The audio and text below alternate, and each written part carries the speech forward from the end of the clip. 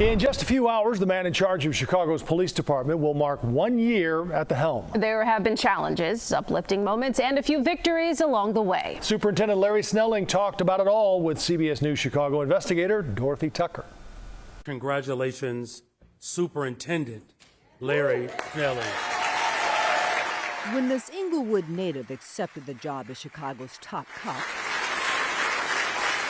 we asked if wearing the white shirt with the 4 stars was the goal of his 30-plus year career. No. I'll be totally honest. It's not a job that I always wanted. Since then, forced to defend his department's $2 billion budget. We're going to be a lot more fiscally responsible. Facing anxious residents concerned about crime and justifying his support of the controversial technology ShotSpotter. Because of this technology, our officers have been able to get to scenes quicker. So we asked this question. Any regrets? No, not at all. Perhaps because he can point to some victories. The stats from CPD. Overall, compared to this time last year, as of this report, crime is down. The exceptions, aggravated batteries, and more than 5,000 burglaries.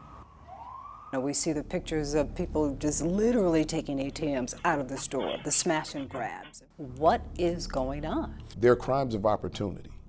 So what we have done is that we've studied the times that these burglaries are occurring.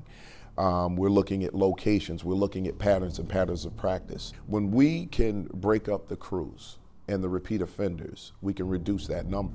Shootings are also down. That's correct. However, yes.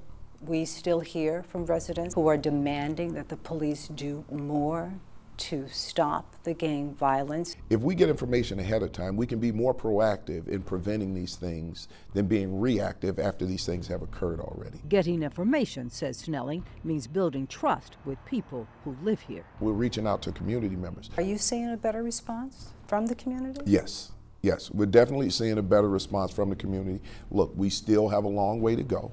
I'm not going to tell you that I don't hear grievances coming from the community when it comes to the number of police officers or how often police officers are responding. Those are things that we're working on. We're currently putting a workforce allocation study in place to help us out with how we're going to deploy officers and just looking at what we have and the best way to utilize those resources. One of the biggest resources to address, the critical shortage of officers, nearly 1,200. How do you get more officers in this department? Well, you know, hopefully, looking at the way that our officers responded during the DNC, people get a chance to see how effective police officers can be in protecting a city, protecting the reputation of a city. The DNC generated good PR for the department.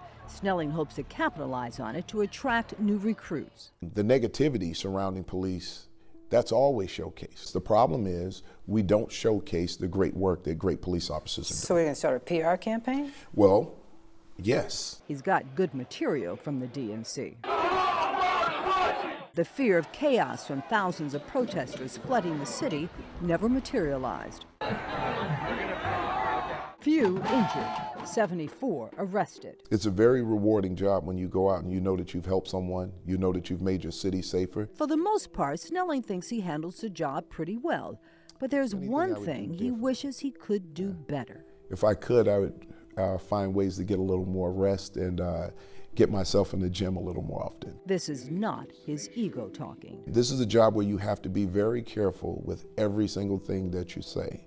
And sometimes making sure that your brain is well rested is going to help you get through that. And the most important lesson he's learned, listen to the naysayers. Those are the things that keep you honest. Because without the negative, how do you know what the positive is? Those are the things that help me continue to be successful in this job. Dorothy Tucker, CBS News Chicago investigators.